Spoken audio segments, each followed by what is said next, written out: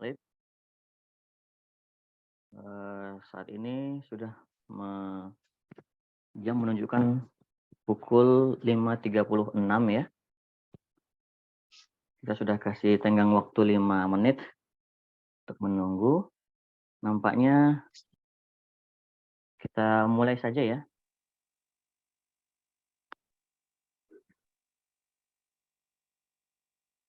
Baik, bismillahirrahmanirrahim. Assalamualaikum warahmatullahi wabarakatuh.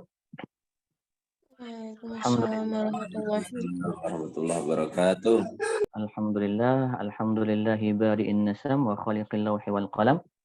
Ahmaduhu ta'ala 'allamal insana ma lam ya'lam wa ashkuruhu 'ala ma asta wa an'am.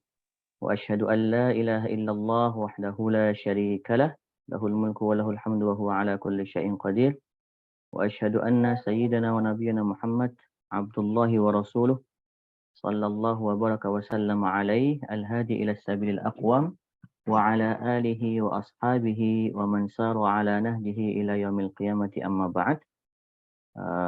Teman-teman yang dimuliakan Allah Subhanahu wa taala, kami ucapkan ahlan wa sahlan ya, telah bergabung dengan kami di ruang Zoom ini. Perkenalkan, nama saya Muhammad Rausan Kanzul Fikri yang insya Allah akan memandu acara kita. Ya, pertama-tama marilah kita panjatkan puja dan puji syukur kita kehadirat Allah yang sudah memberikan kepada kita banyak sekali kenikmatan ya.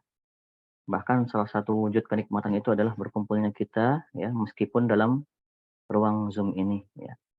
Kemudian selawat serta salam selalu tercurah ya kepada junjungan kita Nabi besar Muhammad sallallahu alaihi wasallam yang sudah berdakwah dan berjuang ya demi li'ala'i kalimatillah. Ya. Bahkan berkumpulnya kita di ruang Zoom saat ini juga merupakan pengaruh daripada perjuangan dan dakwah Rasulullah sallallahu alaihi wasallam beserta para sahabatnya.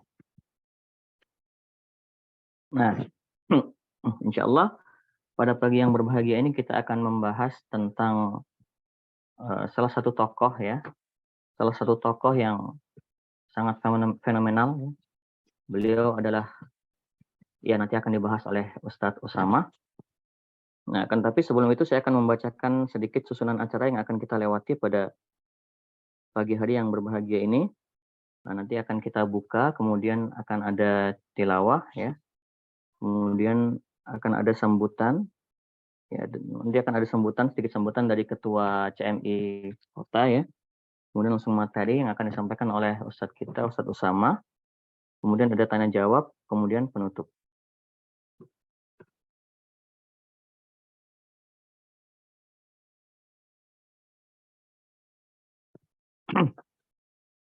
Baiklah teman-teman sekalian, marilah kita buka acara kita pada pagi hari yang berbahagia ini dengan membaca basmalah. Bismillahirrahmanirrahim. Kemudian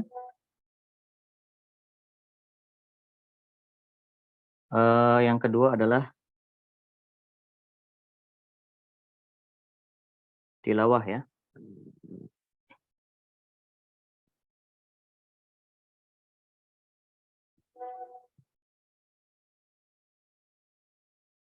Mungkin dari teman-teman yang putra ada yang siap untuk menyampaikan tilawahnya? Ini karena kita belum menunjuk siapa yang akan membaca tilawah ya. Ada yang bersedia? Hostnya langsung aja. Hostnya langsung. Ya, akan saya bacakan sedikit ayat-ayat suci Al-Quran ya untuk menambah keberkahan acara kita pada pagi hari yang berbahagia ini. A'udzu billahi minasy syaithanir rajim. Bismillahirrahmanirrahim. Alhamdulillahi rabbil alamin. Ar-Rahmanir Rahim. Maliki yaumiddin. Iyyaka na'budu wa iyyaka nasta'in. Ihdinas siratal mustaqim. صراط الذين أنعمت عليهم غير المغضوب عليهم ولا الضالين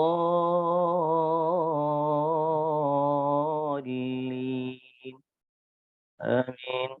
Shadaqallahul azim. Shadaqallahul azim wa shadaqa rasuluhun nabiyul karim wa nahnu ala dzalika minasyahidin wadz-dzakirin. Semoga dengan lantunan ayat suci Al-Qur'an yang sudah disampaikan dapat menambah dan eh, dapat menambah keberkahan acara kita yang akan kita laksanakan pada pagi hari yang berbahagia ini. Baik, acara yang ketiga adalah sambutan ya, yang pada hal ini akan disampaikan oleh ketua ya, ketua CMI Kota yang akan disampaikan oleh Mas Azam. Kepada beliau kami persilahkan.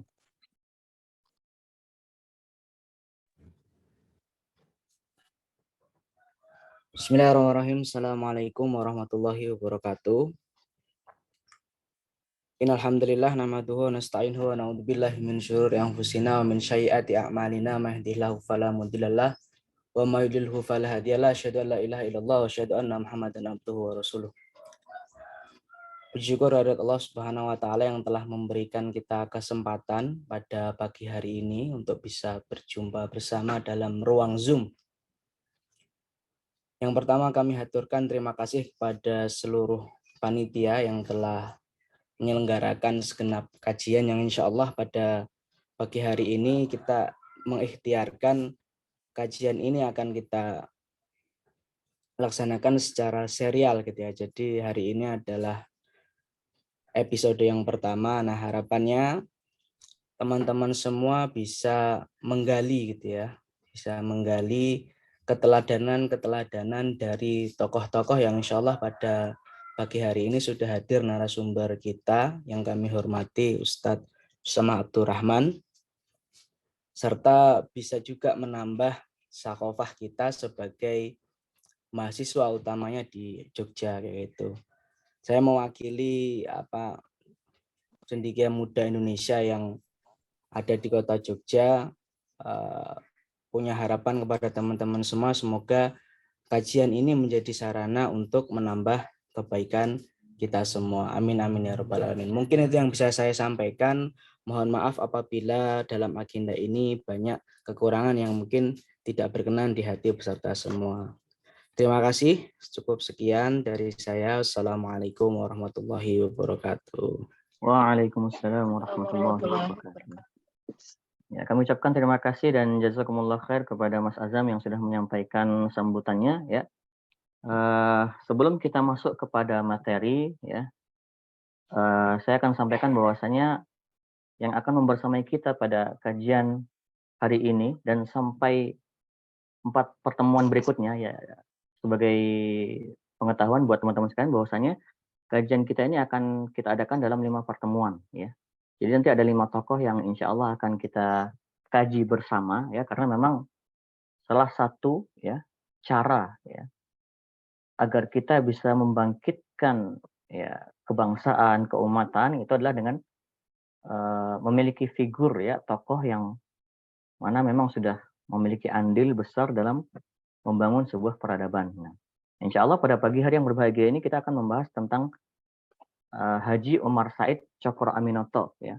Beliau ini adalah guru bangsa ya, memiliki banyak julukan ya, di antaranya adalah Raja Jawa ya, kemudian banyaklah ya. Beliau juga merupakan gurunya Soekarno gitu ya. Nah, insya Allah kita akan dibersamai oleh Al-Ustadz Usama Abdurrahman ya.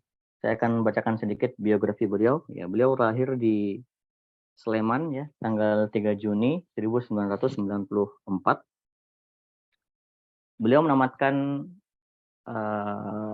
SMP SMA-nya di Pondok Modern SMA-nya di Pondok Modern Darussalam Gontor tahun 2013.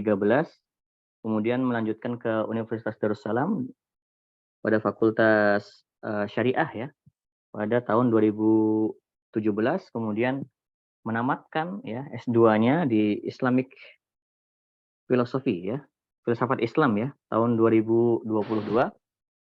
Nah, beliau ini dalam organisasi sudah tidak perlu dipertanyakan lagi ya. Beliau pernah menjadi ketua Dewan Mahasiswa ya ketika masih di Universitas Darussalam, kemudian juga beliau pernah menjadi ketua PPI ya. Ketua PPI Turki ya, Masya Allah ya. Nah, mungkin itu sedikit teman-teman sebagai pembukaan ya. Mungkin langsung saja kita persilahkan kepada Ustadz Usamah Abdurrahman, kami haturkan. Baiklah, suara kedengaran ya? Kedengaran Ustadz, kedengaran. Terima kasih banyak Pak Kanzul Fikri yang sudah mempersilahkan juga teman-teman semua dari Cendekia Muda Indonesia untuk menyediakan forum ini. Bismillahirrahmanirrahim. Assalamualaikum warahmatullahi wabarakatuh.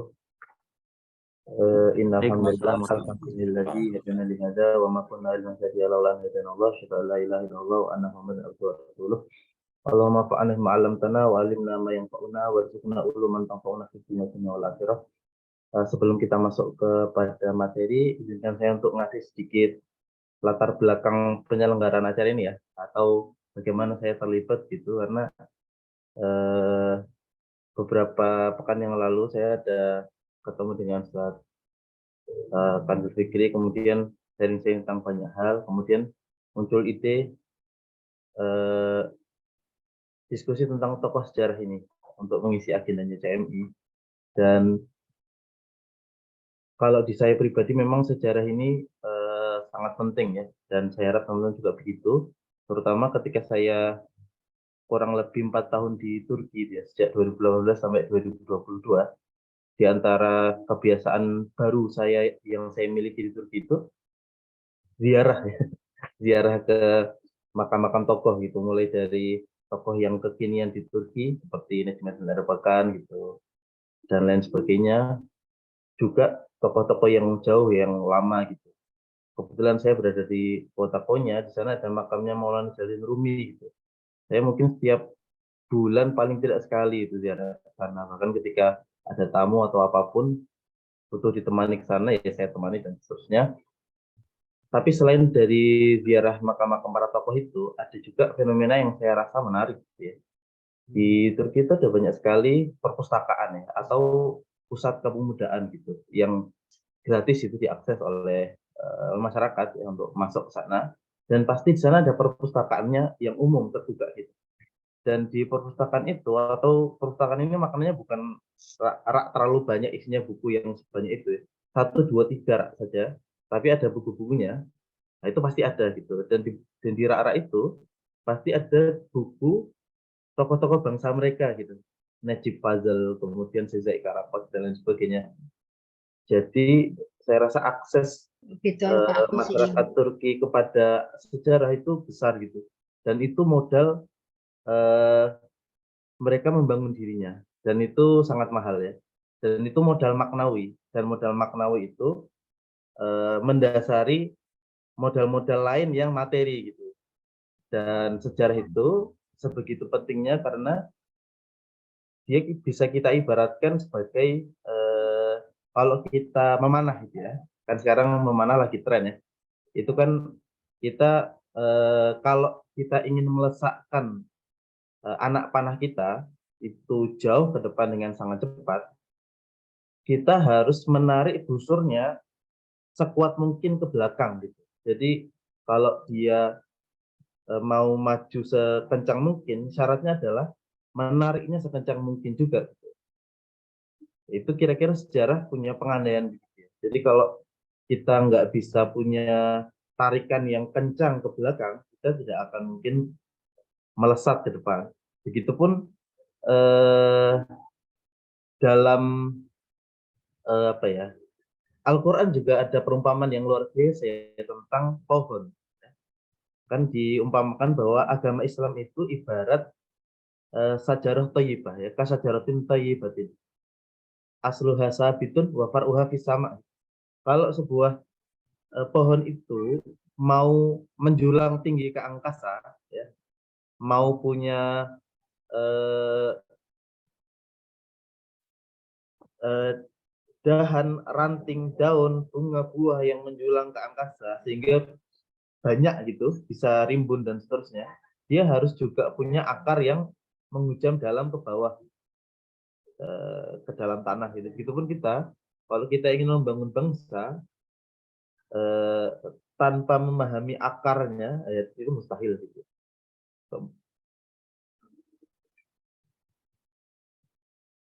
Halo?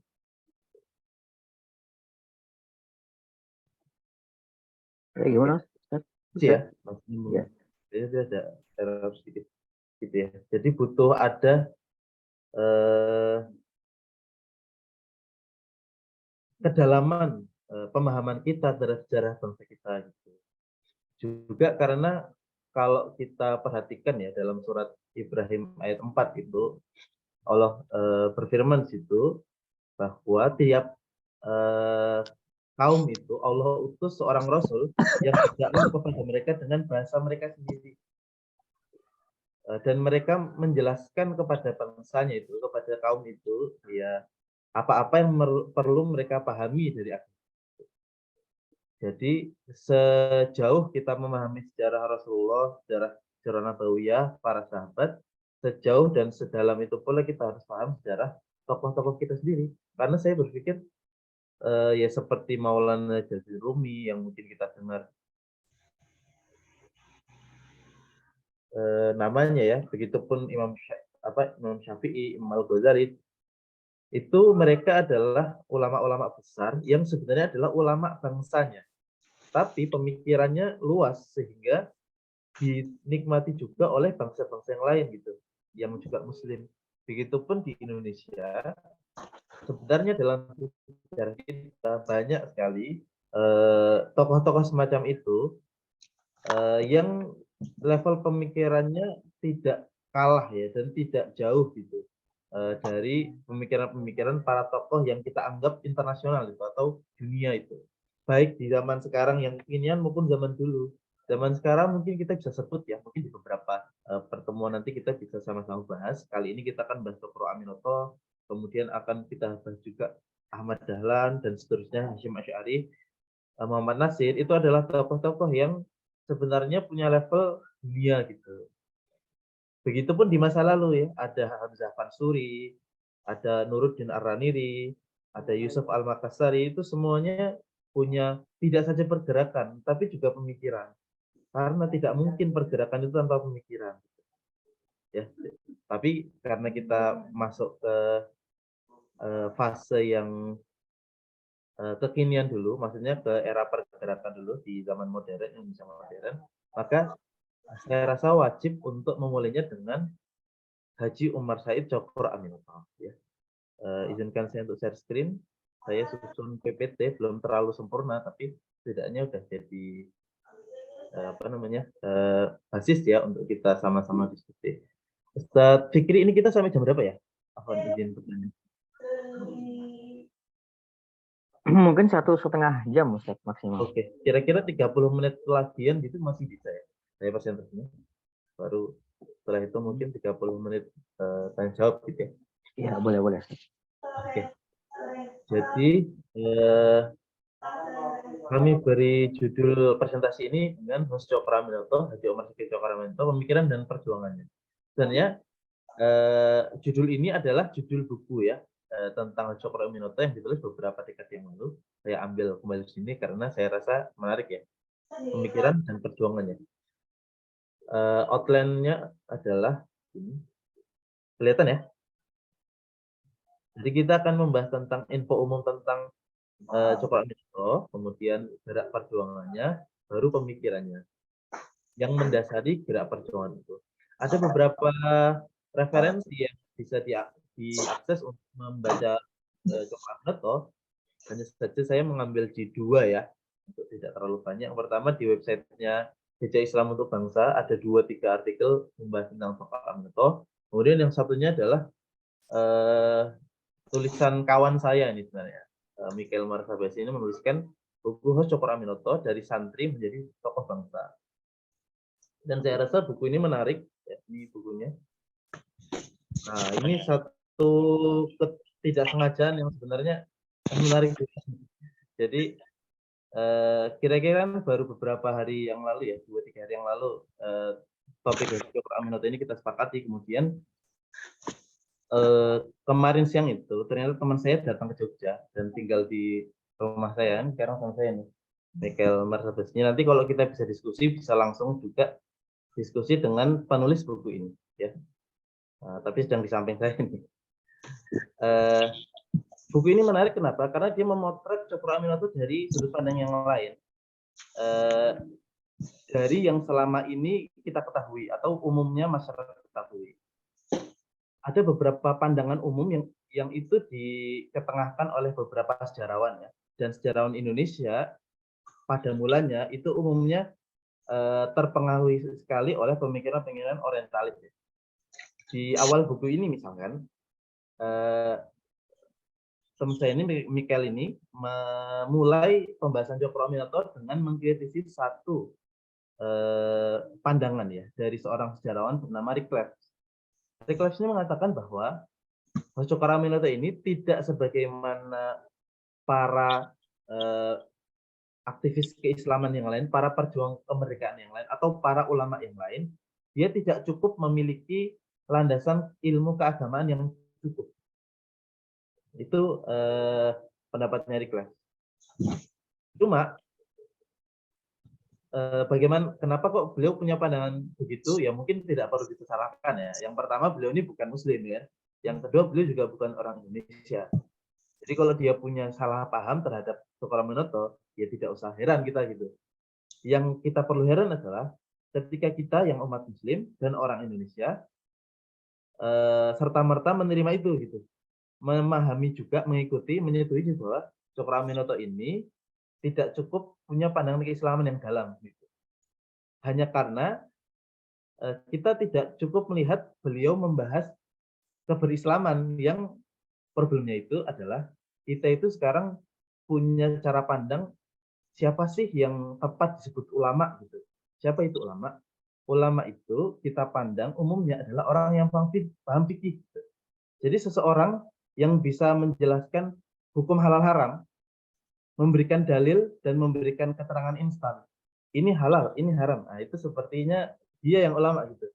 Padahal ulama tidak sederhana itu. Dan kajian fikih itu justru kajian yang paling dasar dari keberulamaan seseorang. Nanti setelah seseorang berada pada level fikih, ada level lain ya, yang itu jauh lebih dalam. Entah dia akan, ini bercabang, biasanya orang-orang punya kecenderungan. Entah dia menjadi seorang mutakalim, entah dia menjadi seorang hukama atau filosof, entah dia menjadi seorang mutasawif, sufi. Ya. Jadi fakih itu adalah level sebelum itu. Gitu. Mungkin ada kecenderungan tokoh seperti Imam Al-Ghazali. Imam Al-Ghazali itu terlepas dari 3 kategori tadi. Jadi beliau ini adalah orang, kenapa beliau besar? Karena Imam Al-Ghazali itu adalah orang yang bisa mendamaikan 3 school of thought ini. Jadi 3 corak pemikiran keulamaan besar itu tergabung dalam diri Imam Al-Ghazali. Jadinya dia besar.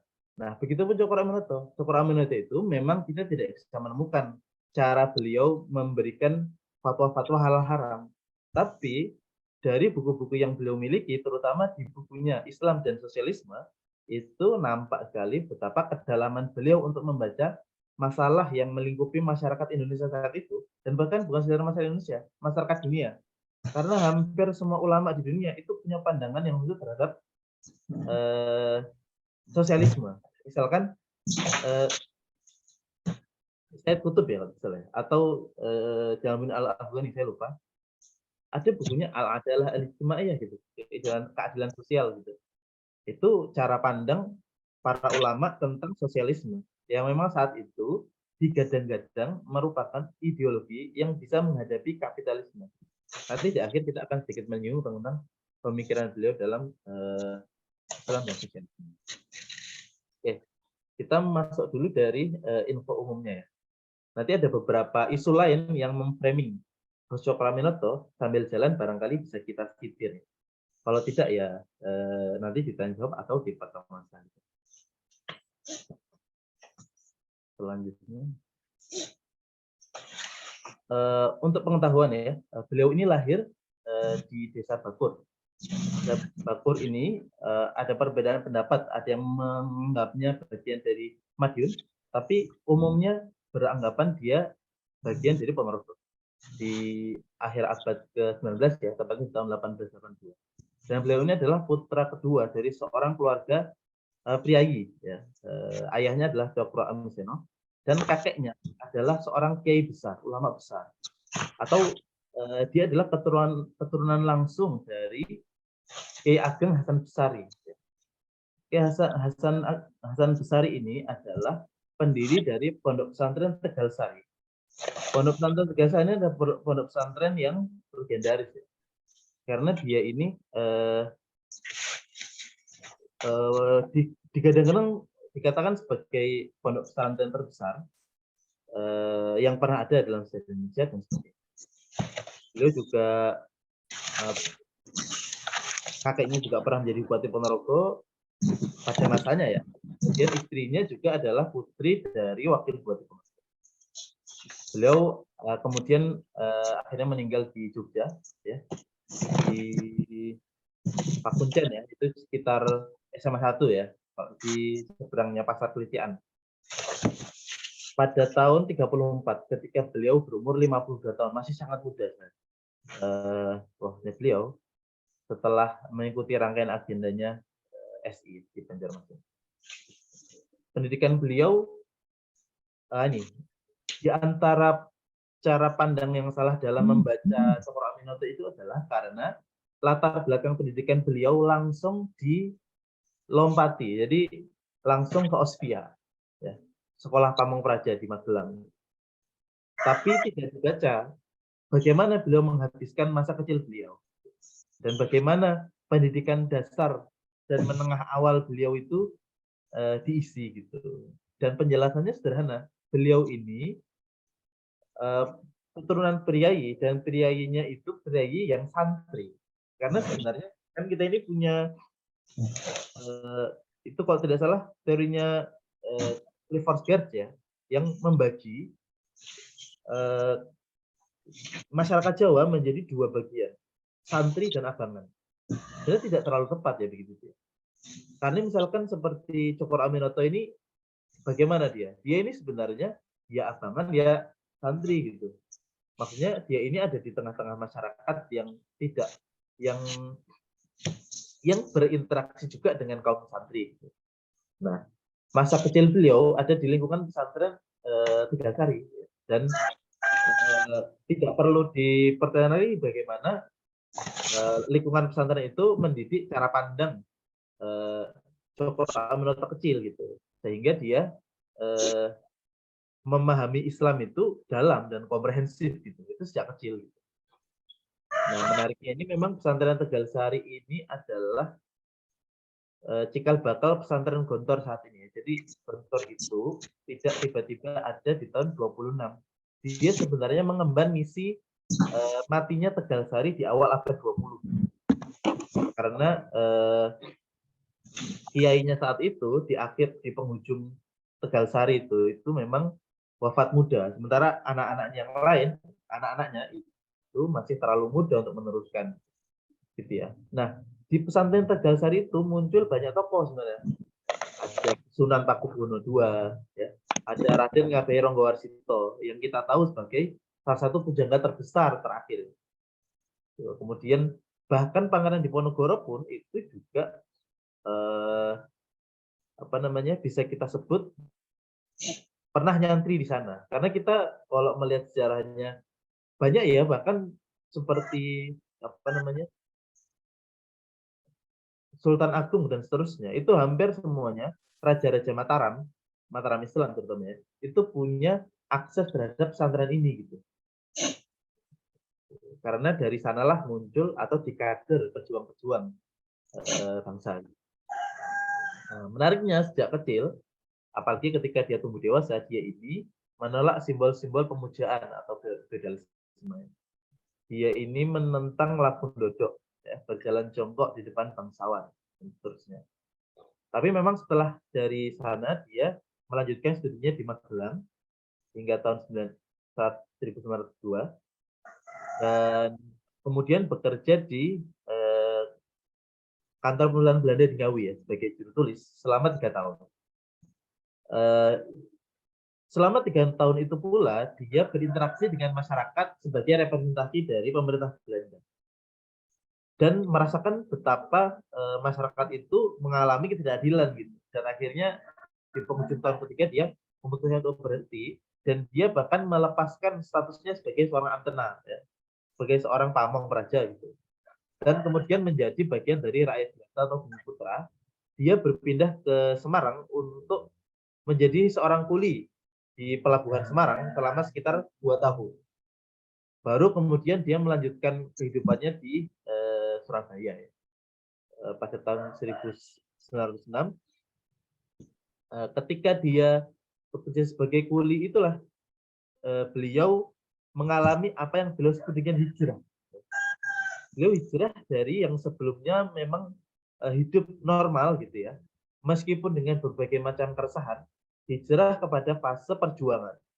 Dan hal ini dia sampaikan kepada istrinya, dan konsekuensinya apa? Konsekuensinya dia harus sejenak meninggalkan istrinya. Di buku tadi dijelaskan juga bahwa ada pertentangan, ada protes yang dilakukan oleh mertuanya sendiri kepada dia dan juga kepada istrinya gitu. Kenapa kok melepaskan status amtenar itu? Kemudian Cokro Aminoto tetap kekeh meskipun harus meninggalkan istrinya diminta oleh ayahnya untuk menceraikan saja nih Cokro Aminoto kalau melepaskan status priainya. Tapi ada kesaksian menarik di buku ini, dijelaskan bahwa bahkan istrinya mengatakan begini ke ayahnya, ayahku, kalau aku harus bercerai dengan Cokro Aminoto, seumur hidup aku tidak akan menikah. Akhirnya kisah cinta mereka ini berlanjut ya, dan bahkan nanti Cokro Aminoto menjemput istrinya untuk hidup bersama dia di Surabaya. Di Surabaya dia bekerja sebagai juru tulis di firma Inggris Coy & Co, sekaligus melanjutkan pendidikan dia di Burgerlink Avon School. Nah, di Surabaya ini perjuangan beliau dimulai ya. Dia tinggal di sebuah rumah di Gang Peneleh di Surabaya. Meskipun dia belum terlalu tua juga, tapi dia adalah senior dari banyak orang-orang, para pemuda yang mulai punya keresahan terhadap bangsa Indonesia ya. Meskipun waktu itu belum ada bangsa Indonesia ya, punya keresahan terhadap kaum bumi putra yang berada dalam penjajahan Hindia Belanda. Di rumah itu tinggal pula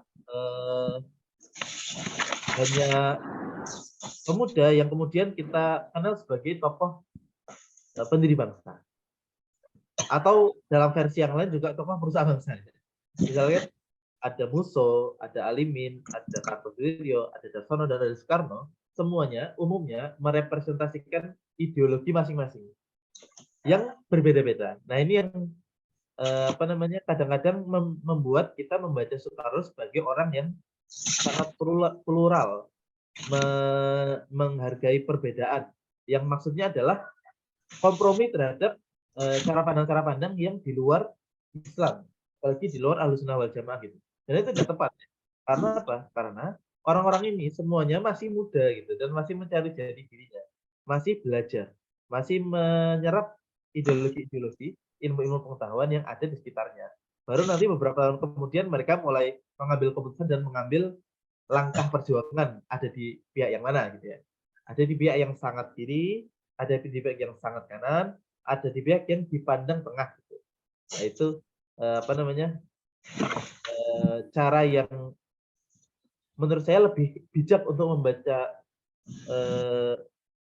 Cokro Aminoto ialah beliau ini, terutama nanti dijelaskan di dalam buku ini ya, bagaimana beliau punya komitmen yang sangat kuat terhadap akidah Islam Ahlussunnah wal Jamaah. Itu beliau ini kekeh dengan akidah Ahlussunnah wal Jamaah, hanya saja beliau ini menghargai perbedaan.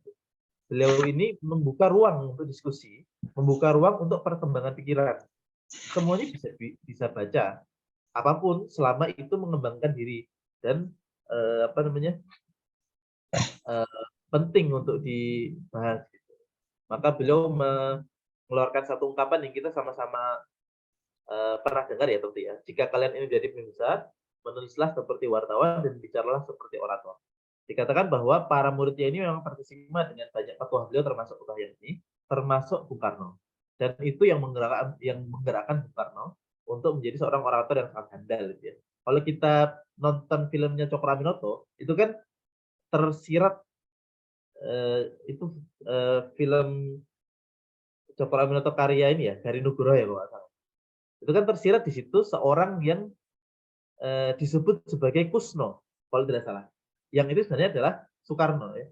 Bagaimana dia atas dasar petuah-petuahnya Cokro Aminoto itu berusaha untuk melatih dirinya sendiri public speaking. Dan dikatakan juga bahwa Cokro Aminoto ini memang orator yang sangat ulung. Ya. Bahkan tokoh-tokoh seberang, ya, para orientalis, para sejarawan itu menyebutnya sebagai Raja Jawa tanpa mahkota. Seorang tokoh yang kalau dia bicara di hadapan halayak, di hadapan masyarakat, itu tidak ada yang tidak terkesima. Dan memang keterkesimaan masyarakat itu nampak kalau kita nanti lihat filmnya ya. Itu lumayan bisa mewakili. Menurut Ustadz Tiar Anwar Bahtian juga film itu lumayan oke gitu untuk jadikan referensi. Ini benar nih, narasi sejarahnya itu begitu. Termasuk Bung Karno dalam wawancaranya dengan Cindy Adams ya, yang nanti kemudian dijadikan buku, kalau tidak salah Bung Karno Penyambung Lidah Rakyat ya. Dijelaskan bahwa Pak Cokro ini adalah idola beliau. Beliau ini adalah muridnya. Beliau sadar atau tidak telah menggembleng Soekarno ini. Dan dia terbiasa untuk duduk di sampingnya membaca buku-bukunya. Kemudian dengan Soekarno inilah nanti ada episode kisah ya. Pak Cokro Aminoto menikahkan putrinya, yaitu Sri Utarik dengan Soekarno sebagai istri pertamanya. Nah, petuah ini menggambarkan memang betapa saat itu masyarakat Indonesia dalam pergerakannya itu butuh tokoh seperti ini, ya, wartawan dan orator.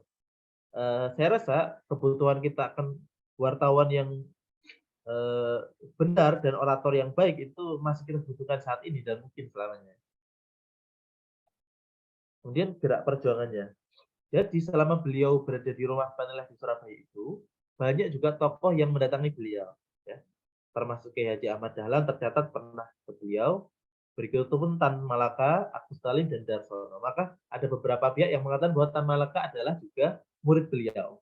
Begitupun Agus Salim adalah murid beliau. Itu tidak bisa kita pungkiri juga. Ya. Terutama Agus Salim. Agus Salim ini adalah orang yang dipandang sebagai penerus pemikiran dan pergerakannya Pak Cokro Aminoto yang langsung. Jadi setelah Cokro Aminoto itu sanad perjuangan yang paling besar itu ada di Haji Agus Salim. Terutama ketika nanti memperjuangkan syariat Islam dan kemudian nanti jadi masyumi ya di awal. Nah, kemudian pada tahun 1912 Cokro Aminoto bergabung dengan Syarikat Dagang Islam yang dibentuk oleh Haji Saman Hudi. Ya. Yang dia didirikan di tahun 1905. Dan visinya adalah visi ekonomi memang. Tapi tidak sebatas ekonomi. Ekonomi yang bagaimana? Yang pertama tentu sosial ekonomi. Kemudian mempersatukan pedagang-pedagang batik. Karena Syarikat Dagang Islam ini bermula di Laweyan, Solo. Ya. Kemudian mempertinggi derajat Bumi Putra. Yang waktu itu Belanda memberlakukan sebuah hukum.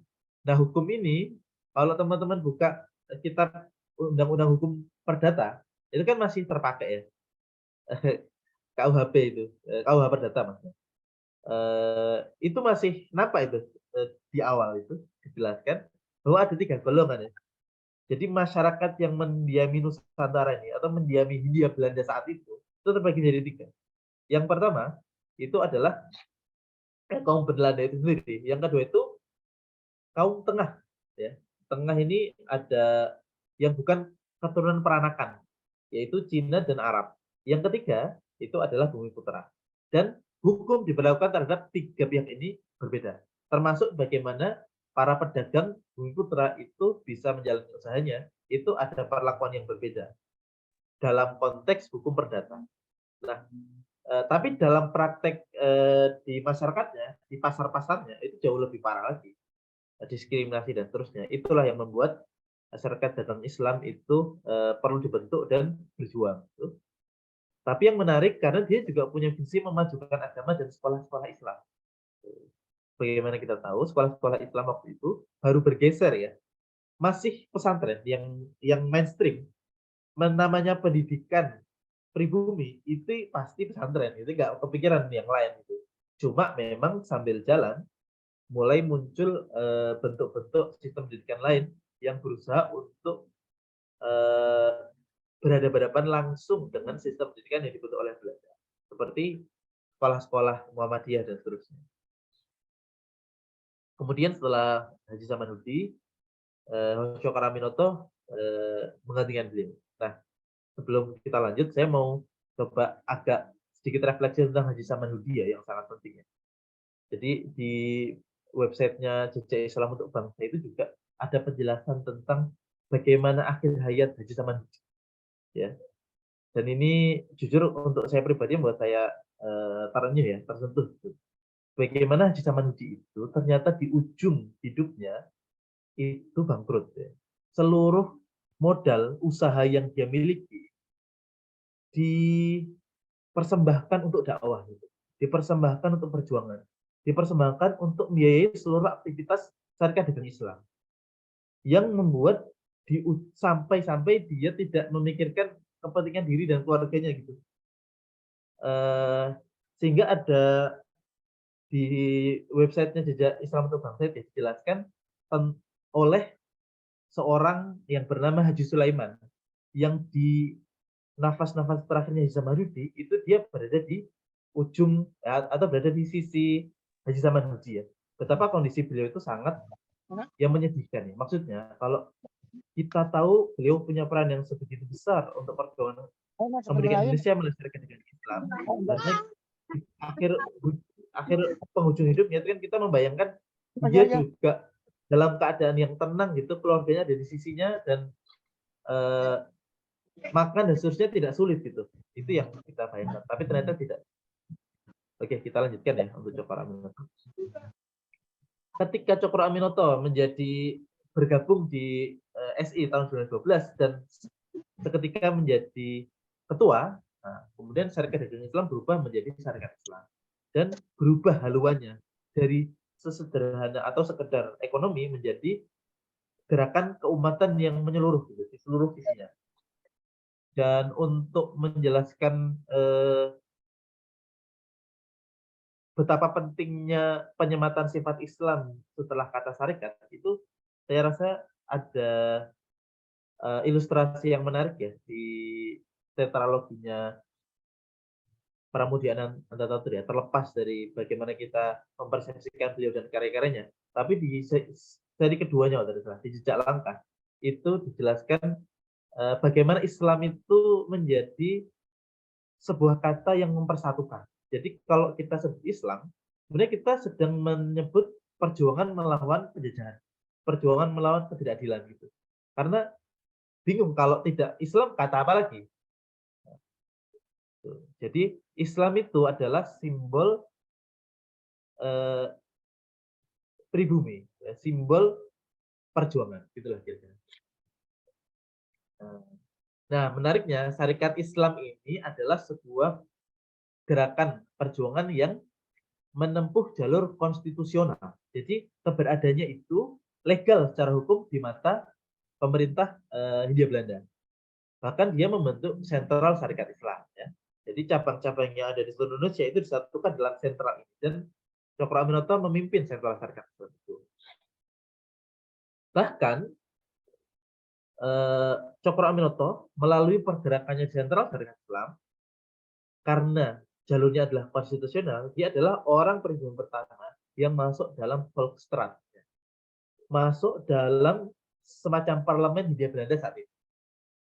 Di dalamnya dan di dalam gerakan-gerakan syariat Islam, dia secara eksplisit menyebutkan apa yang kita kenal dengan kemerdekaan saat ini, yang disebut sebagai Zelfbestur, ya, atau pemerintahan sendiri.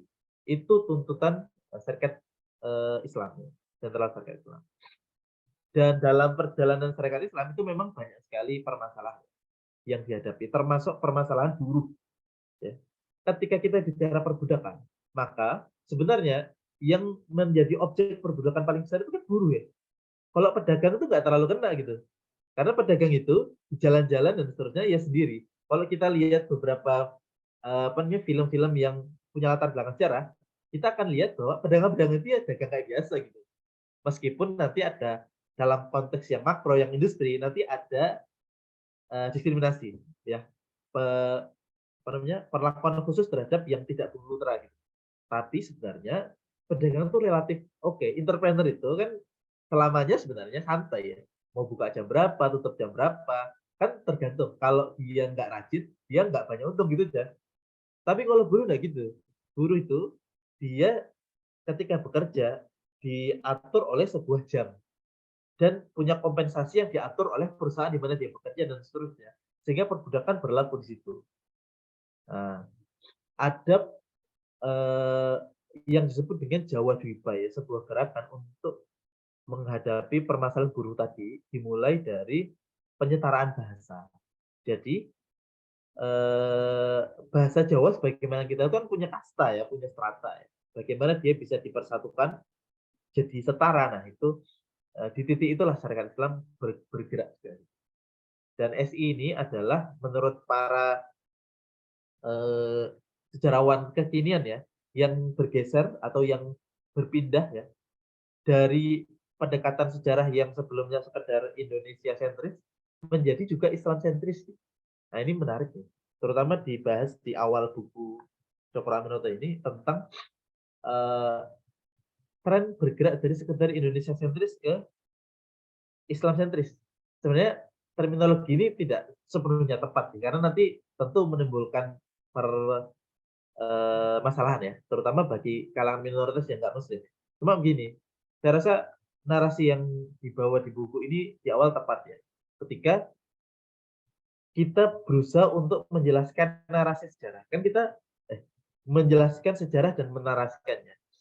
Kan kita ini perlu clear bahwa yang namanya sejarah itu kan ilmu eksak, ilmu pasti. Ilmu pasti maksudnya dia itu kan peristiwa itu kan pasti ya. Jadinya gimana? Tapi persepsi orang-orang yang menghidupi sejarah itu kemudian menjelaskannya itu yang berbeda-beda. Jadi usaha kita dalam sejarah itu adalah usaha untuk mencari penjelasan seeksak-eksaknya, penjelasan yang selogis-logisnya sehingga rangkaian narasinya itu bisa tepat. Nah,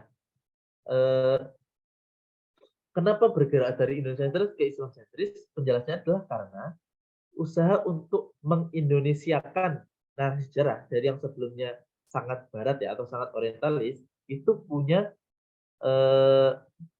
dilema. Dilemanya itu adalah karena ternyata akhirnya semua pejuang kemerdekaan itu dipandang setara, baik yang mayoritas maupun yang minoritas. Jadi seakan semua punya peran yang sama. Gitu. Nah, pertanyaannya apakah itu bermasalah? Sebenarnya dia bisa tidak bermasalah, tapi kadang-kadang dia bermasalah juga ketika pihak yang sebenarnya punya peran paling besar itu dikecilkan perannya. Jadi setara itu tidak selamanya tepat ya. Jadi ada nilai di atas setara yaitu adil. Adil itu meletakkan suatu pada posisinya. Bagaimana yang kita pahami dalam Islam. Adil itu wad'u makanin fi mahallihil munasib gitu. Meletakkan sesuatu pada tempatnya yang tepat yang sesuai. Sehingga apa? Sehingga dia bisa dihargai sesuai dengan perannya itu atau dimuamalahi sesuai dengan perannya itu. Nah, kaum muslimin itu sebenarnya tidak perlu mengaku-ngaku punya peran paling besar. Tapi karena ada usaha untuk mengecil-ngecilkan peran itu, kita perlu untuk mengklirkan bahwa sebesar ini loh peran umat Islam itu. Dan umat Islam itu sebegitu tolerannya sejak awal, sebegitu berusaha untuk menghargai yang lain sejak awal. Itu yang perlu kita klirkan ya, termasuk dalam konteks syariat Islam ini. Kenapa dia perlu disebut sebagai pionir perjuangan kemerdekaan dan bukannya Budi Utomo? Nah, kita perlu menjelaskan. Alasannya ialah karena sejak awal dialah pihak dan gerakan yang pertama kali memperkenalkan konsep Zelfbestur. Selain itu, syariat Islam juga adalah pihak atau kelompok atau gerakan yang bahkan punya cabang di seluruh tanah air. Bahkan dikatakan di Malaysia aja bahkan ada gitu cabangnya Syarikat Islam ini. Juga Syarikat Islam dibanding Budi Utomo yang menggunakan bahasa Jawa yang cenderung untuk merangkul kalangan kiai saja. Syarikat Islam ini ketika kita bilang Islam, Islam itu melewati kasta itu, tidak ada kiai, tidak ada rakyat jelata itu, semua ini sama. Kemudian dia juga tidak etnisentris ya, tidak Jawa, karena dia bahkan dalam surat-surat kabar yang dicetaknya itu menggunakan bahasa Melayu. Jadi bahasa Melayu itu adalah sebuah bahasa yang saat itu sudah menjadi lingua franca. Lingua francanya bahasa Melayu itu bukan setelah dia menjadi bahasa Indonesia di Sumpah Pemuda, tapi sudah terjadi proses menjadi lingua franca sejak 200, 300, 400 tahun sebelum tahun 2000, 1900-an, sebelum abad 20-an. Gitu. Nanti kita bisa coba untuk membahas itu ya, terutama di karya-karyanya Prof. Senaki Palatas itu. Dia sudah punya dan ilmuwan-ilmuwan muridnya ya, itu kan memberikan penjelasan yang berlapis terkait dengan bagaimana sebenarnya Islamisasi Kepulauan Nusantara itu terutama diperantari oleh Islamisasi bahasa, yang itu menggeser bahasa Jawa dari lingua franca atau bahasa yang paling mayoritas di kepulauan atau di rantau ini menjadi Melayu. Dan pemilihan bahasa Melayu itu bukan pilihan yang random ya, bukan pilihan yang acak. Dia adalah pilihan yang sangat detail dipilih. Kenapa kok Melayu Riau yang dipilih untuk menjadi bahasa dakwah di Kepulauan Nusantara? Tapi kita tidak bahas itu ya. Intinya adalah bahwa Melayu itu sudah menjadi lingua franca. Jadi ketika di awal abad 20 itu dia dijadikan bahasa yang mengantar surat kabar yang disebarkan oleh Syarikat Islam, disitulah sebenarnya semangat kebangsaan se-Kepulauan Nusantara ini diakumulasi, yang nanti bermuara di Sumpah Pemuda tahun 200. Nah, anggota Syarikat Islam juga tercatat jumlahnya mencapai 3,7 juta, berbanding Budi Utomo yang hanya 10, dan seterusnya. Problemnya adalah memang di ujung, akhirnya muncul yang orang sebut pertikaian antara SI putih dan SI merah. Meskipun sebenarnya kalau menurut buku ini dan beberapa sejarawan yang kekinian, SI merah sebenarnya punya porsi yang sangat kecil. Dari jutaan anggota Syarikat Islam, Syarikat SI merah itu maksimal jumlahnya hanya sekitar 10.000. Sehingga tidak cukup pantas untuk disebut pertentangan antara SI putih dan SI merah. Yang mungkin lebih tepat adalah SI merah ini semacam residu atau semacam benalu dalam SI putih. Gitu. Dan memang kita mungkin tidak mendalam ya, tapi SI merah ini kan nanti menjadi cikal bakal Partai Komunis Indonesia yang memang dipengaruhi oleh datangnya seorang tokoh Belanda bernama Snevely.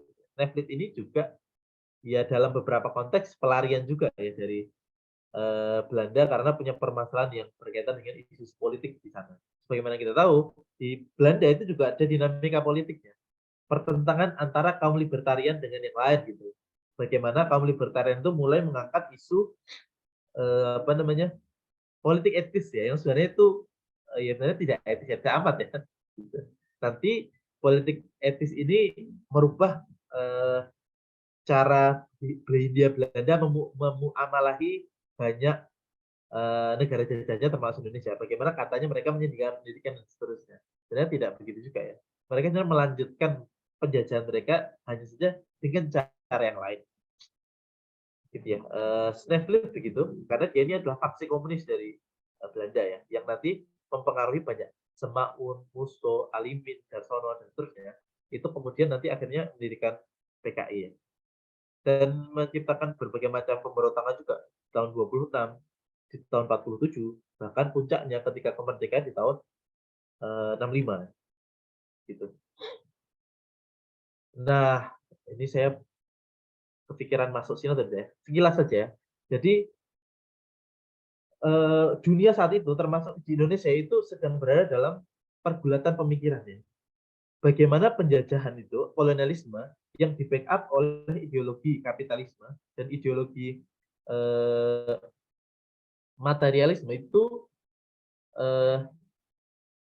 berusaha dicari apa penawarannya, apa yang bisa melawan itu. Sebenarnya usaha melawan kapitalisme itu kan juga ada di Barat sendiri, ada di Eropa juga. Salah satunya dengan Marxisme ini, oleh Karl Marx gitu. Beberapa teman-teman sini, Mas Zikri dan seterusnya tentu lebih dalam ya tentang Karl Marx. Saya cuma sekilas saja. Jadi Karl Marx itu punya asumsi bahwa masyarakat itu berevolusi sebagaimana manusia.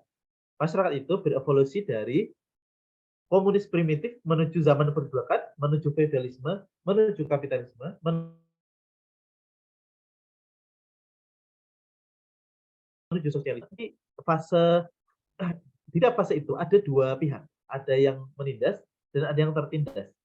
Tapi kita berusaha untuk mencapai fase komunisme di mana fase ini udah hilang gitu. Karena apa? Karena di fase komunisme itu kita berada dalam kondisi sama rata. Kira-kira kayak gitu lah.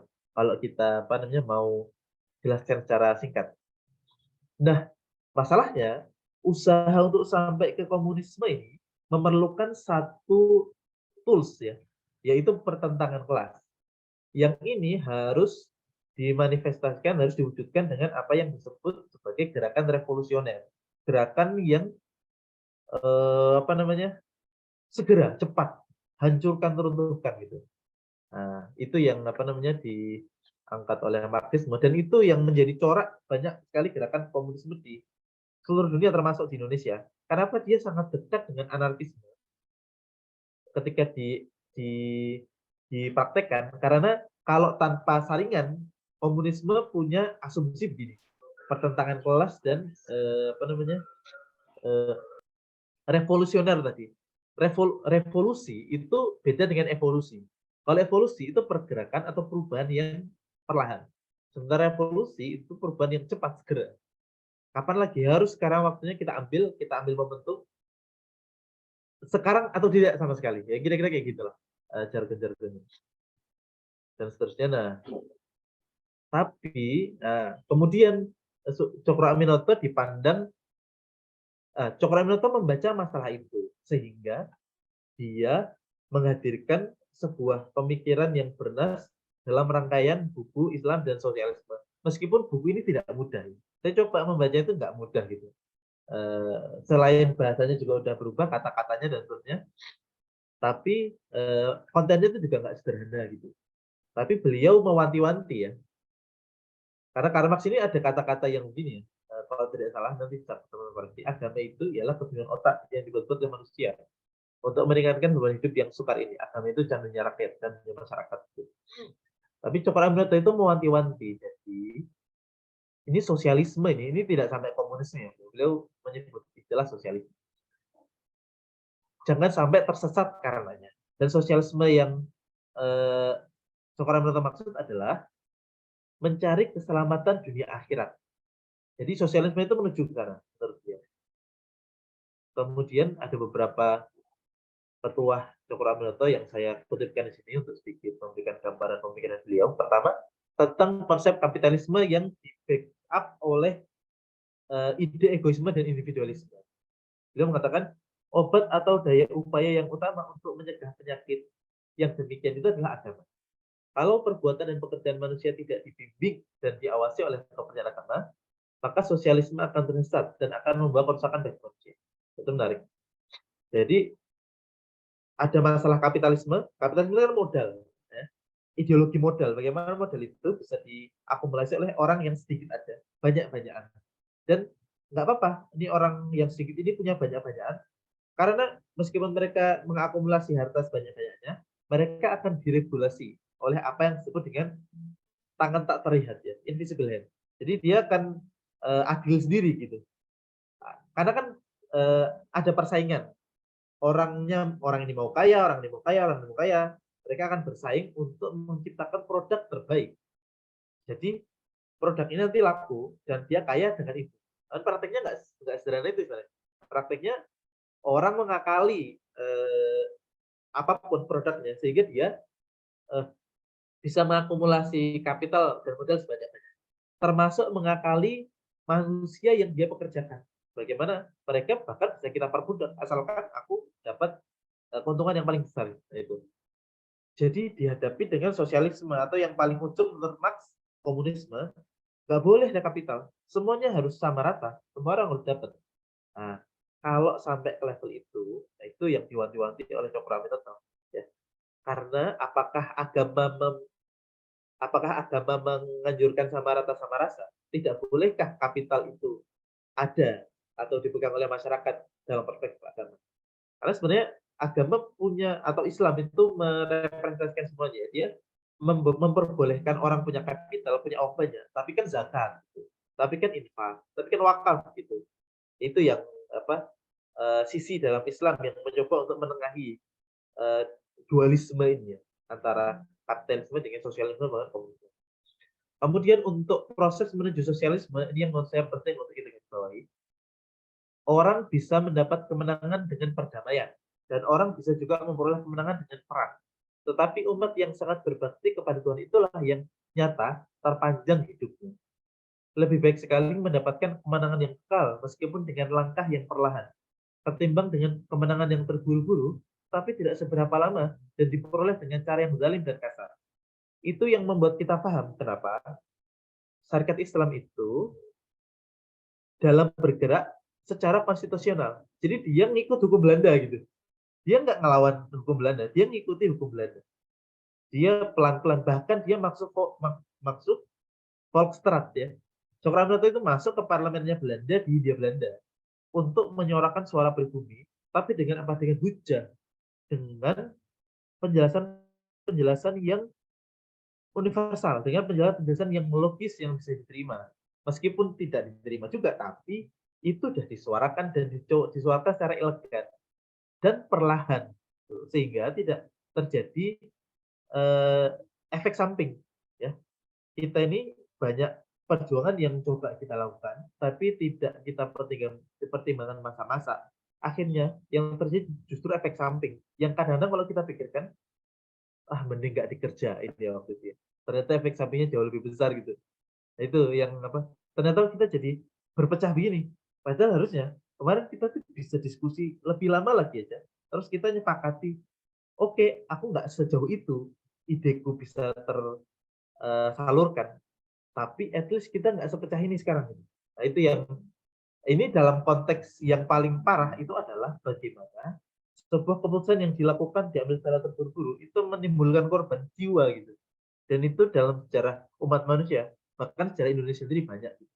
Jadi menurut beliau prinsipnya adalah kemenangan yang kekal itu lebih baik, tapi caranya perlahan. Nanti kita akan punya relevansi pemikiran ini terhadap banyak sekali tokoh muslim seperti Imam Al-Ghazali, seperti Imam Asy-Syafi'i, seperti dalam konteks Turki itu ada Badi'u Zaman Said Nursi. Itu ketika dia berdakwah, itu berdakwahnya pelan-pelan, memang ke grassroots. Jadi grassroots-nya masyarakat awamnya itu harus dijelaskan ilmu yang terbaik. Tapi harus berkala konsisten berpuluh-puluh tahun sehingga nanti ada satu generasi yang sangat canggih. Ketika waktunya tiba, generasi ini nanti ngisi semua pos gitu. Dan menjadi Turki saat ini. Kira-kira asumsinya terhadap Turki saat ini itu gitu ya.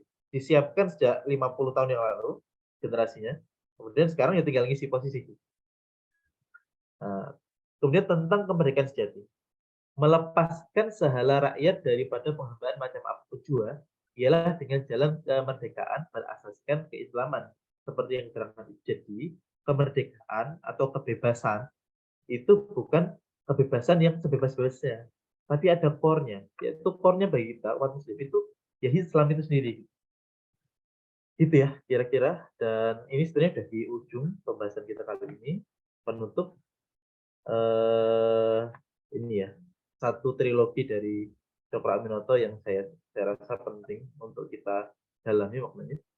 Setinggi-tinggi ilmu, semurni-murni tauhid, sepintar-pintar siasat. Jadi ilmu itu yang paling utama. Kita ini harus atau seperlunya, selayaknya atau seyogianya itu memandang bahwa semuanya itu harus berasaskan ilmu. Ilmu itu membuat seorang itu bukan sekedar berani, tapi juga takut. Takut apa? Takut kalau dia bicara salah. takut kalau dia melangkah, langkah yang dilakukan itu salah. Sehingga kalau takut, apa yang dia perlu lakukan? Kalau seseorang punya rasa takut atau khawatir terhadap apa yang dilakukan atau yang diucapkan itu berkemungkinan salah, maka dia harus berusaha untuk mendalami secara serius apa yang akan dikatakan, apa yang akan dilakukan itu benar-benar tepat. Gitu. Ya, jadi harus di dalam ini kita langkahnya tepat nggak ya? Kalau kita nggak yakin dengan langkahnya, jangan-jangan kita harus tunda sejenak, kita pertimbangkan lagi dulu masa-masa, sehingga ketika kita nanti melangkah, mengambil keputusan, itu bukan keputusan yang kita sesali. Ya, di dunia maupun di akhirat ya. Karena apa? Karena apa? Apalagi kalau kita ada di jabatan atau di sesuatu yang kita dipercaya banyak orang, dan apa yang kita putuskan, apa yang kita ambil langkahnya, itu berpengaruh terhadap nasib banyak orang. Kalau kita salah melangkah, yang rugi banyak gitu. Makanya ketika kita berusaha untuk menjadi pemimpin ya, karena kita harus berusaha untuk jadi itu. Gitu. Kalau pemimpin ini di banyak bidang ya pemimpin politik, pemimpin ilmu pengetahuan, pemimpin ekonomi, terutama pemimpin ilmu pengetahuan. Kita harus menjadi orang yang dirujuk di semua bidang ilmu pengetahuan.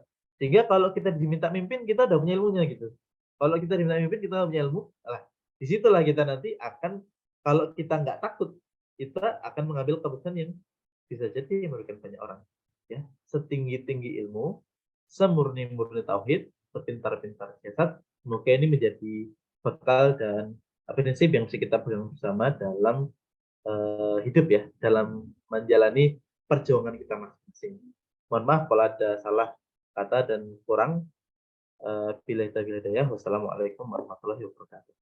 Waalaikumsalam warahmatullahi wabarakatuh.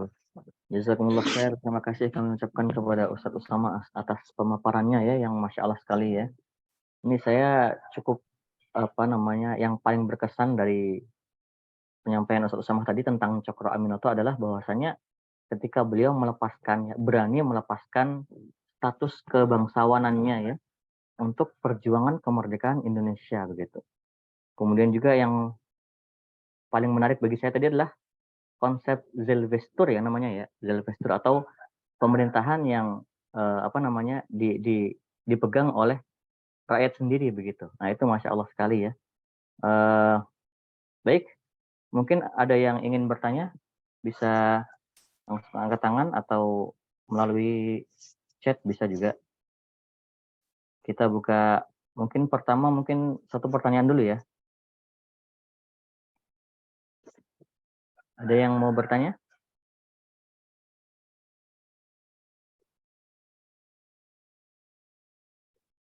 Belum ada ya.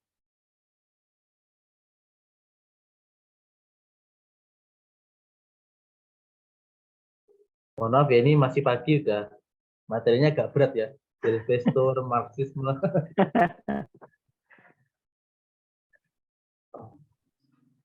Izin bertanya ini. Iya, langsung saja Mas. Oke, saya Tegar dari Surabaya. Sebelumnya terima kasih atas pemaparannya Ustadz Usama dan tim panitia. Ini terkait tadi, saya juga cukup mendalami pemikiran Host Cokro Aminoto. Salah satunya cerita atau mungkin peristiwa mengenai runtuhnya Khilafah Utsmaniyah 1924. Nah itu di Indonesia sendiri sempat ada semacam konferensi umat Islam yang isinya para ulama, yang mungkin juga ulamanya penggagas dari Nahdlatul Ulama maupun pergerakan Islam yang ada pada saat itu. Nah itu beliau, Host Cokro Aminoto, dikisahkan dalam peristiwa itu dikirimkan ke, kalau nggak salah di Mekah atau mana di Mesir, itu dalam konferensi kayak perkumpulan ulama dunia dalam membahas kedepannya umat Islam ini gimana tanpa adanya kepemimpinan khilafah lah istilahnya kayak gitu. Nah apakah peristiwa itu memang sudah benar terjadi? Soalnya saya ada pernah baca, ada beberapa, bukan diskusi itu ada yang bilang beliau itu kurang aktif karena tidak bisa berbahasa Arab dengan lancar. Ada yang bilang juga beliau cukup berperan aktif kayak gitu. Nah, mungkin bisa diluruskan kisah atau peristiwa itu, Ustadz. Terima kasih sebelumnya. Assalamualaikum. Waalaikumsalam warahmatullahi wabarakatuh. Bisa langsung dijawab Ustadz Ustamah ya? Oke. Saya masuk ke level yang pertama tadi terkait dengan peristiwa itu benarkah terjadi. Jadi benar ya. Jadi ada Kongres Umat Islam ya. Itu bahkan beberapa babak ya, 2 atau 3 babak merespon runtuhnya Khilafatul Utsmani di tahun 24 gitu. Dan kalau tidak salah itu di kongresnya yang ketiga ya.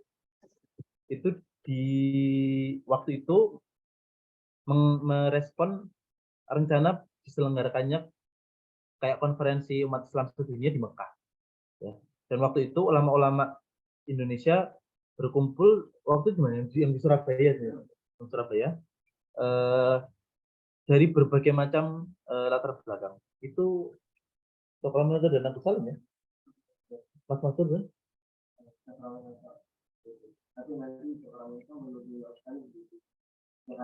Ini ya ini juga. Sebenarnya nggak terlalu dalam ya. Intinya gini. Yang saya tahu peristiwa itu benar karena peristiwa itu nanti berdampak pada banyak hal. Yang pertama pendirian NU, ya karena itu kan langsung secara Kongres Umat Islam itu Kiai Haji Hasyim Asy'ari dan beberapa Kiai NU Jawa Timur itu akhirnya menginisiasi pendirian Nahdlatul Ulama. Di sisi lain, saya yang orang lulusan Gontor nih, saya pikir juga dari Gontor. Itu di Gontor kita bertahun-tahun diceritakan bahwa Kongres Umat Islam itu menginspirasi pendirian pesantren Gontor yang di tahun yang sama yaitu 1926 ya. Dan di Gontor itu kenapa ada sejak awal ya, sejak pendiriannya di tahun 1926, kenapa sejak awal sudah punya perhatian yang khusus terhadap bahasa. Jadi pendidikan atau pengajaran bahasa itu di Gontor sudah didisiplinkan sejak awal pendiriannya di 1926 atau visinya sudah ada di 1926 tapi baru dipraktekkan terutama di tahun 1936 itu karena terinspirasi dari peristiwa itu. Di peristiwa itu disepakati Indonesia, ulama-ulama Indonesia mengirimkan 2 tokoh. Yang pertama adalah Cokroaminoto, yang kedua adalah Mas Mansur. Kenapa 2 tokoh itu yang dipilih? Karena dua-duanya sama-sama memiliki kemampuan bahasa Inggris dan bahasa Arab. Itu kuncinya itu. Kenapa harus bahasa Inggris dan bahasa Arab? Bahasa Arab jelas bahasa dunia Islam, ya kan? Bahasa Inggris itu penting karena ada banyak juga peserta acara itu yang bisa jadi tidak berbahasa Arab tapi bisa berbahasa Inggris karena saat itu bahasa Inggris sudah mulai menjadi lingua franca dunia. Keren kan? Kalau mau jelasin lebih lanjut ya kisah tentang itu. Sini. Barangkali bisa dijelaskan lebih dalam sama. Mungkin untuk kisahnya tadi ya udah disampaikan bersama. Ya, insya Allah betul ya. Ada juga dikutip di bukunya Pak Haji Deddy Mulyawarman juga mengenai keberangkatan Cokroaminoto dengan Agus Salim. Dan bahkan nanti di situ dijelaskan secara detail bahwasanya Haji Rasul juga itu tetapi nanti naiknya dari Padang. Dan memang yang dipilih adalah Mas Mansur karena beliau bisa bahasa Arab. Kemudian Cokroaminoto karena bisa bahasa Inggris. Sehingga nanti di Gontor ya cita-citanya bisa dua-duanya. Kurang lebih seperti itu. Kira-kira gitu ya narasi sejarahnya yang agak kompleks karena gitu ya. Jadi bagaimana ulama bisa direpresentasikan, apa ulama Indonesia direpresentasikan, nah itu kan pergulatannya itu nanti. Dan sampai sekarang kan, ketika kita bicara mungkin kurang tepat ya Islam Indonesia, mungkin Muslim Indonesia itu di mana atau Islam Nusantara mungkin kurang tepat. Muslim Nusantara itu siapa yang bisa merepresentasikannya? Nah, ternyata waktu itu disepakati Ghosn Cokroaminoto dan Mas Mansur, kemudian rombongan itu dilengkapi juga oleh Agus Salim dan Haji Rasul. Agus Salim ketika itu kalau ini dari cucunya beliau ya, Pak Agus Tamzia Tahroza itu memang Cokroaminoto itu selalu kemana-mana kalau bisa Agus Salim ikut. Karena memang menurut Cokroaminoto ya Agus Salim beliau itu ya orang yang punya think tank-nya lah Iya. gitu. Sehingga beliau bahkan yang di Jakarta itu misalnya kapalnya itu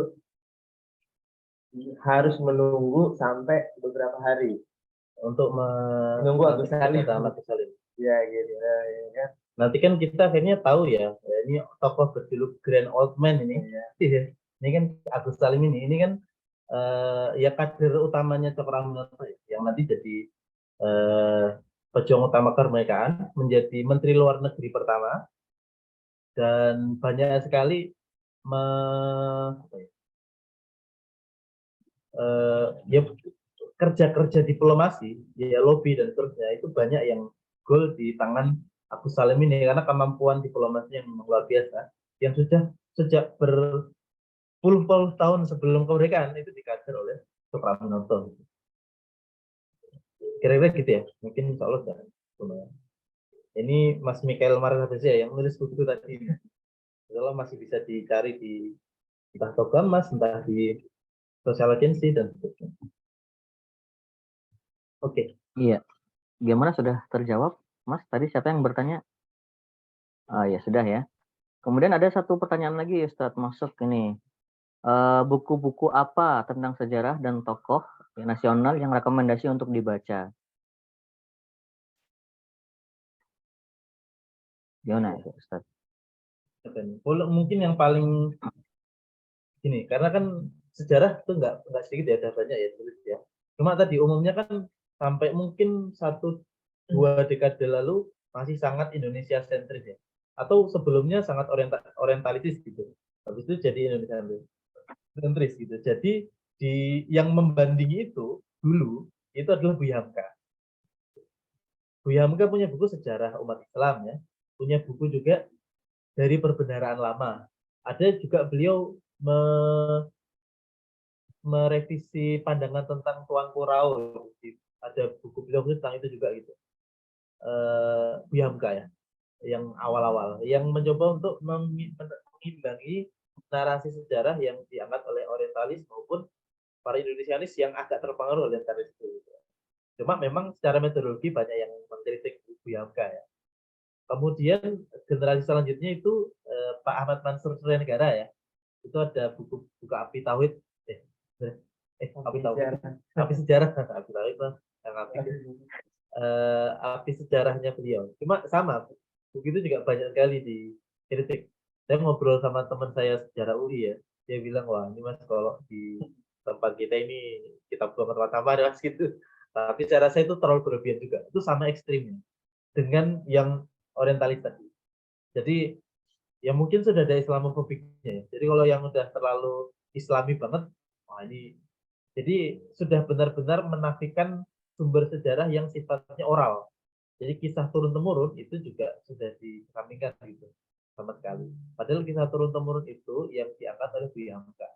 Di metodologi Buya Hamka terutama dijelaskan dari perbendaharaan lama itu mengangkat sejarah bagi kita. Itu adalah bahkan sejarah yang dikisahkan oleh nenek moyang kita, yang saya temui di desa-desa yang mereka ceritakan kepada saya itu sejarah. Sebenarnya kalau kita lihat metodologinya orientalis kan itu juga sebenarnya. Kan dulu mereka juga interview dan nulis kan. Di samping sejarah dengan bukti-bukti arkeologis yang fisik itu, tapi mereka juga pasti interview gitu kan. Buya Hamka juga melakukan itu. Nah, cuma kalau yang sekarang ini sudah mulai banyak penulisan sejarah yang coba lebih akademik lagi. Jadi metodologinya dikuatkan sebagaimana orientalis, tapi worldview-nya benar gitu. Worldview-nya Islam, karena worldview-nya atau pandangan hidup ini mempengaruhi cara kita mempersepsikan fenomena gitu. Pandangan hidup yang salah, yang apalagi terburu-buru, tiba-tiba menjelaskan Cokroaminoto itu abangan, dia nggak paham Islam dia. Oh, kok kayak gitu. Nah, kalau dia lebih dalam lagi melihat lebih dalam lagi secara metodologi yang jujur, ibu bapaknya itu keturunan Kiai loh. Rumahnya di sekitaran Santaran Tegal Sari loh. Yo nggak usah pakai pendidikan formal ya, pasti dapat pendidikan Islam gitu. Kira-kira gitu apa cara memandang sejarah. Nah, yang sekarang ini ada Satya Anwar Bazar ya mungkin paling kuat ya. Sudah coba untuk eh, mencoba untuk meluruskan itu. Soalnya, nah tapi epistemologinya, nah, teori-teori kesejarahannya itu disediakan menurut saya secara kuat oleh Prof. Al-Atas. Prof. Al-Atas itu di buku beliau. Ada buku beliau ya, judulnya Preliminary Theory of the Islamization of Indonesian Malay Archipelago. Ya. Malay Indonesian Archipelago. Teori awali atas masuknya Islam atau atas Islamisasi Kepulauan Melayu Indonesia, itu ada satu buku beliau itu, sama buku beliau yang lumayan baru ya, ini 10 tahun lalu baru, itu ada buku Historical Fact and Fiction, itu menjelaskan yang agak ini ya, agak apa namanya, filosofis gitu. Gimana sih seorang sejarawan itu seharusnya membaca sejarah dan menarasikannya gitu. Kalau mau membaca tulisan sejarahnya itu sendiri yang terkait dengan Indonesia, ya banyak sih. Misalkan ya, yang agak progresif dalam konteks ini yang saya perhatikan justru Kompas. Kompas sama buku Komunitas Bambu, Kobam. Itu coba jelaskan banyak. Kayak Kompas itu kemarin menerbitkan buku Prawoto Mangkunegaran. Ya, itu problemnya. Saya ngobrol dengan Ustaz Hadi Nur Ramadan ya, yang ada Ustaz Hadi Nur Ramadan juga ini. Beliau punya pusat dokumentasi sejarah Tamadun. Jadi arsip-arsip, ribuan arsip pergerakan kemerdekaan itu ada di pertuaan beliau itu. Nah, beliau menceritakan ke saya gimana buku Prawoto Mangkusasmito sebenarnya kan dia aktivis Muslim juga. Jadi pergerakan Islam yang bagus. Cuma penerbit yang notabene Islamis nggak berani menerbitkan buku itu gitu. Karena sejarah itu kayak bagi-bagi orang kayak rongsokan gitu, nggak perlu. Karena mereka nggak tahu sedalam apa sejarah dan sebesar apa kepentingannya bagi pembangunan sebuah bangsa. Nggak tahu konsep syajarah, konsep pohon yang tadi kita bahas di awal, dan juga nggak tahu konsep busur panah yang kita bahas di awal tadi, sehingga tidak tahu betapa penting sejarah. Jadi nggak banyak beli. Jadi khawatir kalau kita menerbitkan buku nggak pada beli gitu. Tapi ketika itu diambil sama Kompas, habis itu diangkat di Kompas, buku Prawoto Mangkusasmito itu booming gitu. Ternyata cukup banyak yang meminati ya, membeli buku itu dan dibedah di beberapa tempat, ya Kompas kan yang dapat gitu. Ya nggak apa-apa sih, ya karena mereka yang bersedia menyalurkan itu. Kompas sama Komunitas Bambu, buku-bukunya sejarah cukup oke ya. Problemnya memang buku-buku sejarah itu harus dibaca dengan cara pandang Islam. Nah, cara pandang Islam ini nanti yang perlu kita dalami dulu sebelum baca referensi sejarah itu. Selain itu di Jogja ada juga Langgar.co ya. Langgar.co itu mungkin sejarah dalam konteks yang lain karena dia lebih ke pemikiran dan ke bahkan filsafat Jawa ya. Nah, itu ada di Langgar.co dan kira-kira itu ya mungkin referensi. Ada lagi atau Kalau tokoh Islam mungkin bisa baca karya-karya ini Pak Lukman Hakim. Oh iya, Pak Lukman Hakim. Kalau You ada Pak Anwar Zainal. Oh iya, kalau Pak Lukman Hakim itu tulisannya umumnya ada di Pustaka Al-Kausar ya.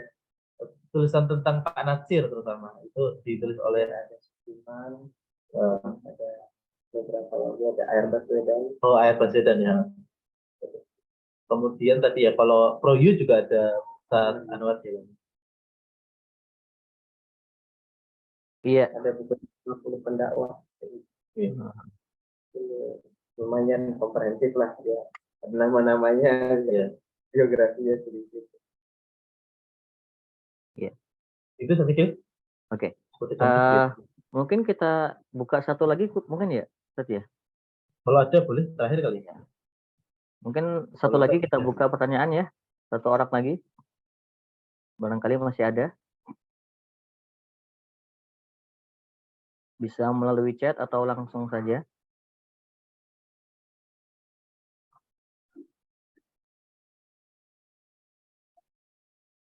Tidak ada ya.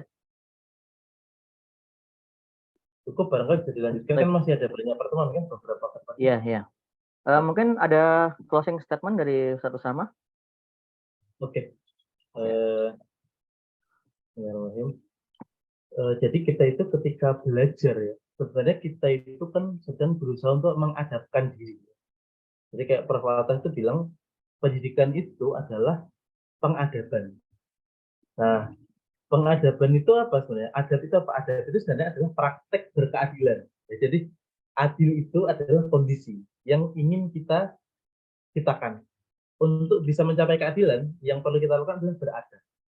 Beradab itu melakukan segala sesuatunya sesuai dengan tempat yang sesuai ya tadi, kayak apa namanya, adil tadi ya. Tapi tindakannya dan itu adalah disiplin. Nah, disiplin apa? Disiplin diri, disiplin bahasa dan seterusnya. Jadi adab itu harus berdisiplin.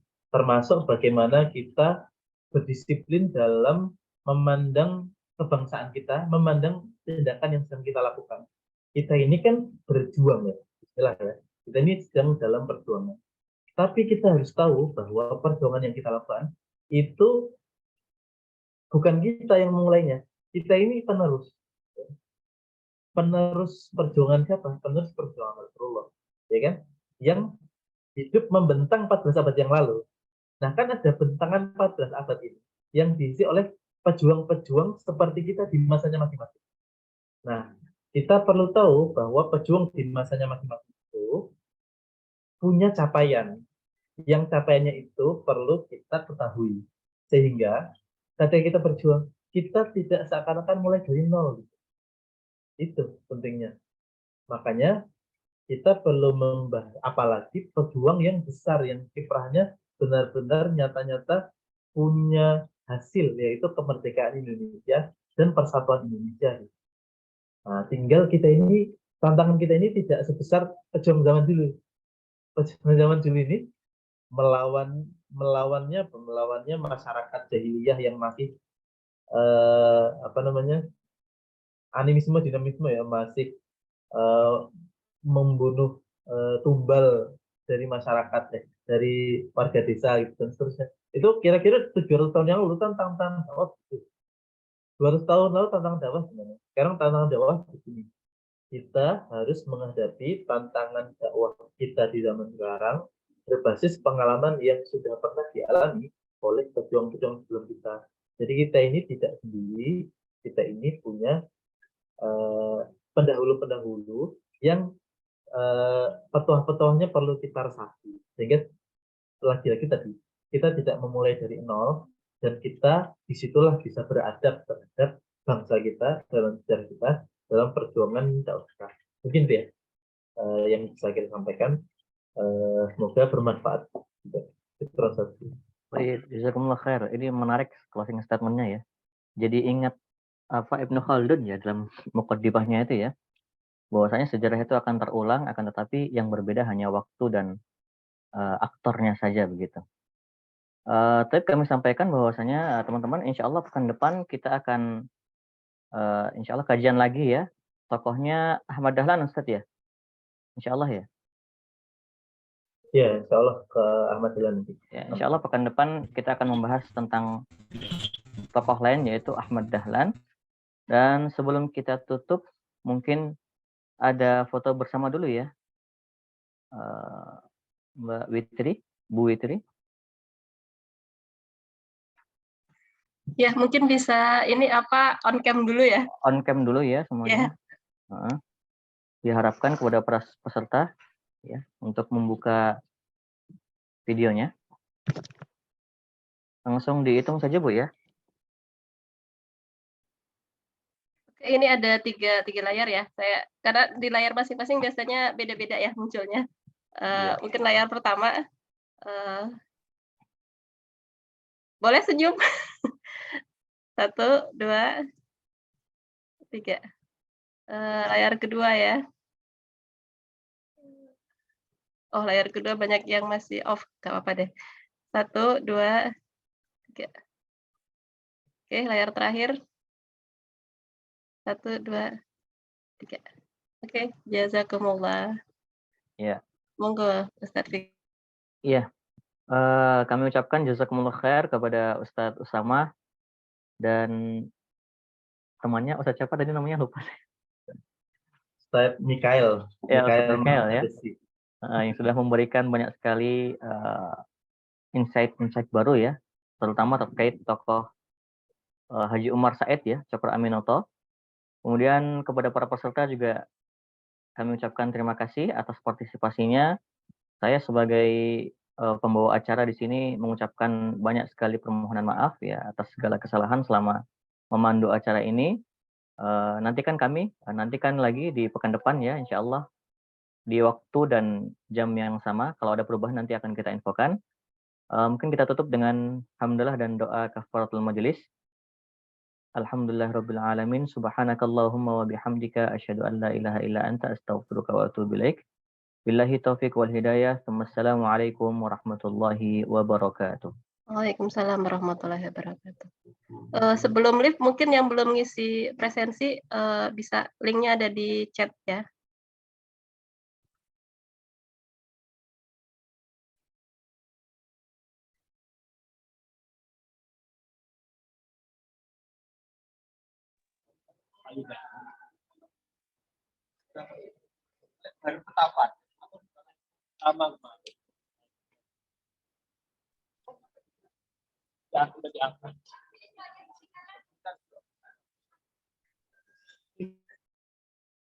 Hari ini kontrol, tapi bisa menurut Senin. Kalau Senin pulang langsung 14.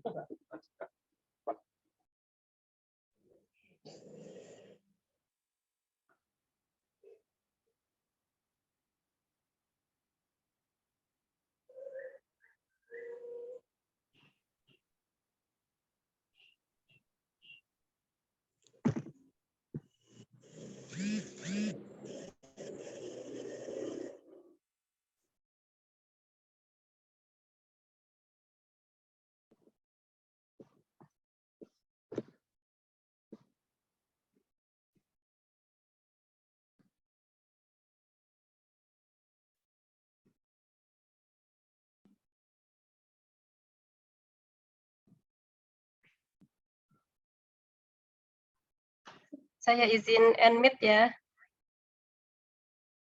Jazakumullah. Assalamualaikum.